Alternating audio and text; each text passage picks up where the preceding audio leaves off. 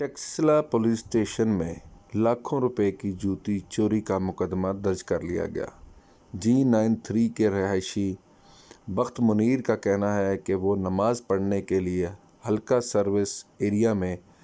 मस्जिद में गया, जहां पर उसकी ब्रांड की जूती, जिसकी मालियत तकरीबन 3 लाख रुपए बताई जाती है, वो चोरी कर ली गई, जिस पर थाना टेक्सला पुलिस ने मुकदमा दर्ज करके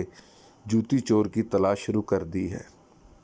मुद्दई बख्त मुनीर का कहना है कि उसकी ये जूती गुची ब्रांड की है, जिसकी मालियत तकरीबन 3 लाख रुपए है, और नमाज पढ़ने के दौरान मस्जिद में